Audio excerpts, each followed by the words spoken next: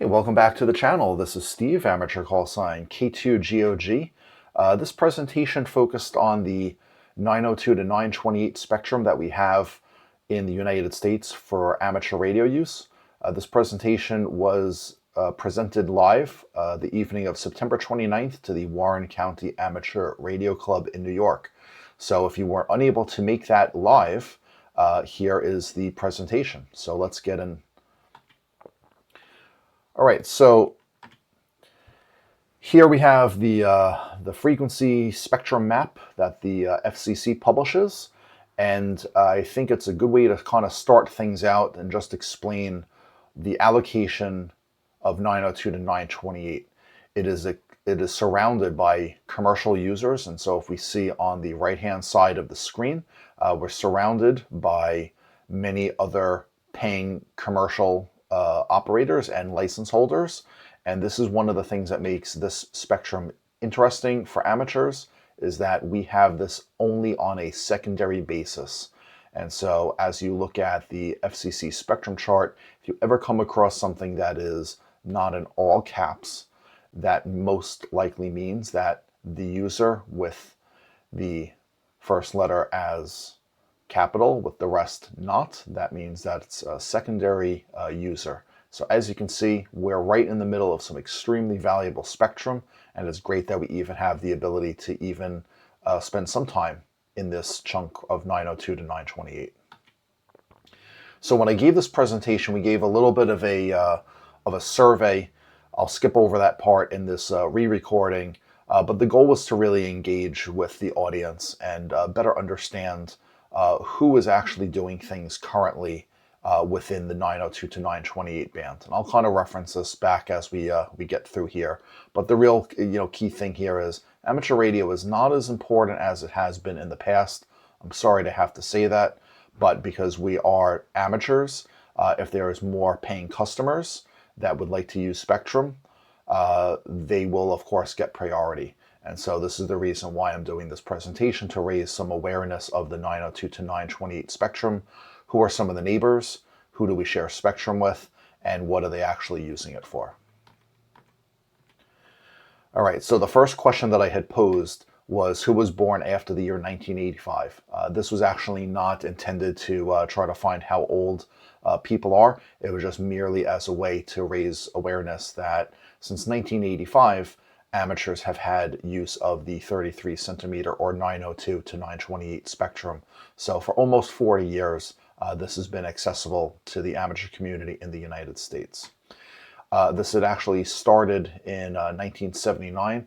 There were some potential situations going on where we were going to lose some additional spectrum in the 23 centimeter band. And so the 902 to 928 was actually offered as a potential replacement. But we were lucky that we actually never lost it.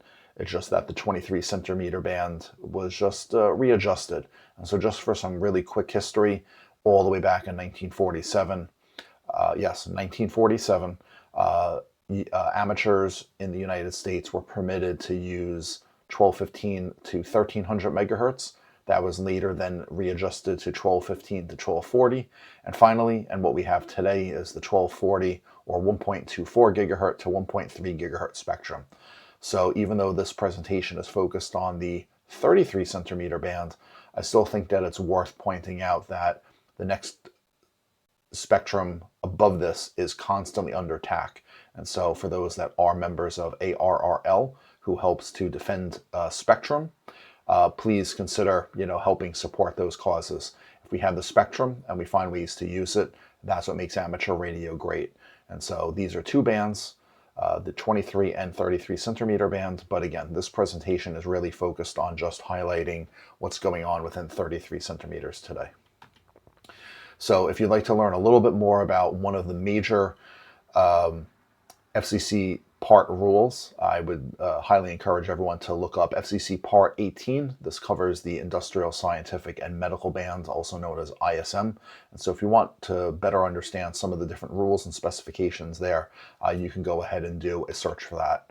And I think it's worth pointing out that while in the amateur radio circles, we mostly tend to think about Part 95, and Part 97, as well as Part 15. So here is yet another part of FCC rules that would be helpful for you to be aware of, just because it helps make for a better understanding for what's happening in the wireless world around us.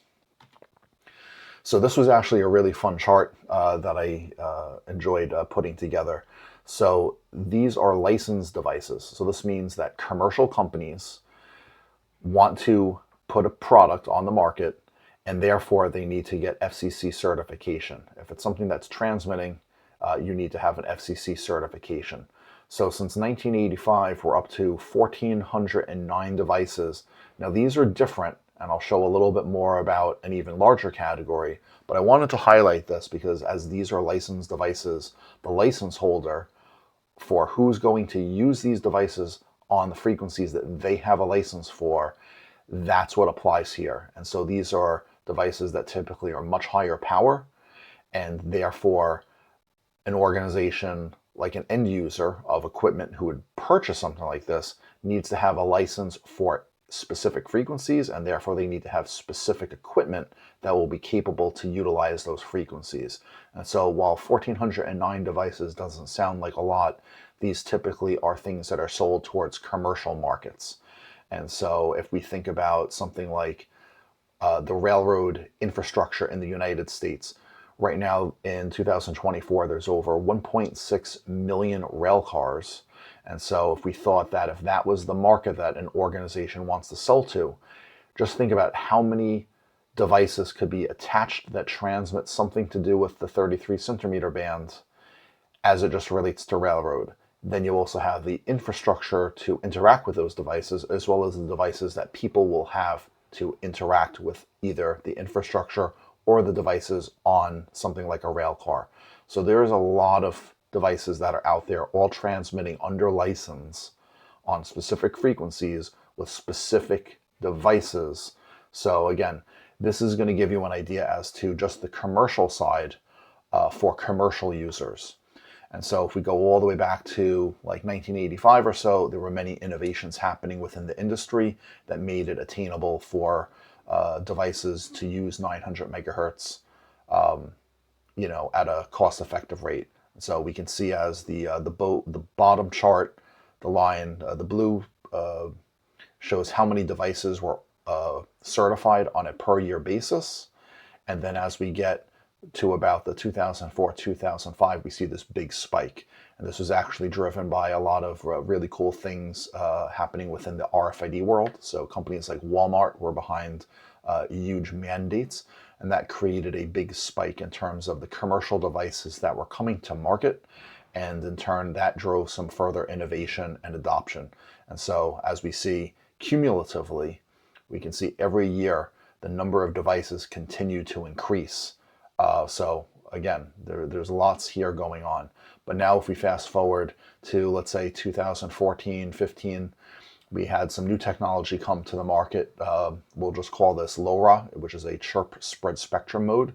And so that further created some additional innovation and categories within the commercial world. And so if you draw a line straight up from 2015 to the red line, you can see that we accelerated the number of devices that came to market. And so I think it's really important to kind of point out what's going on within the commercial world, because then we got into consumer. And so these curves look a little bit different. So we have a total, as it stands today, over 25,000 different devices. So let's just use some examples here. In a consumer product, it's not going to have the capability to transmit and receive on every frequency between 902 to 928. Instead, manufacturers will ask for maybe just a few kilohertz or a few megahertz of spectrum. So let's just look at a couple examples. So here we have a water meter that is certified to work between 912.5 to 918.5. Then we have an intercom that works around the 915 megahertz range.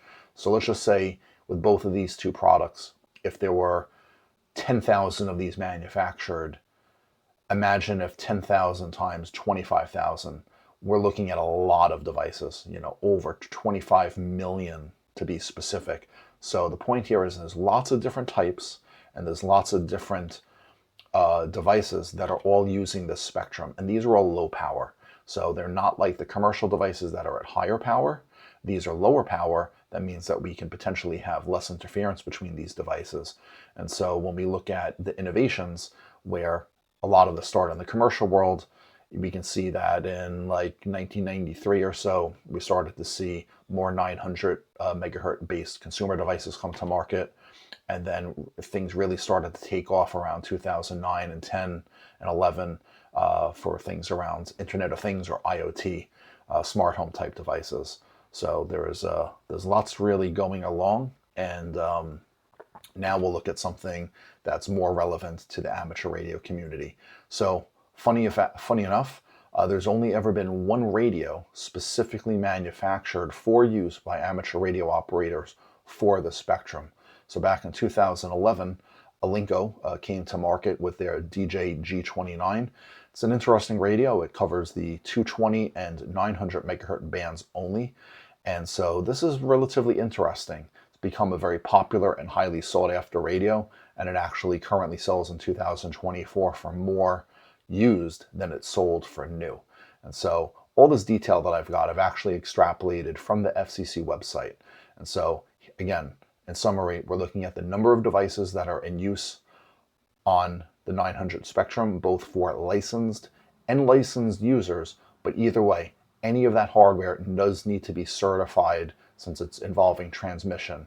So any device using these frequencies in the United States should ideally be type certified by the FCC. All right, so now if we kind of flip things here,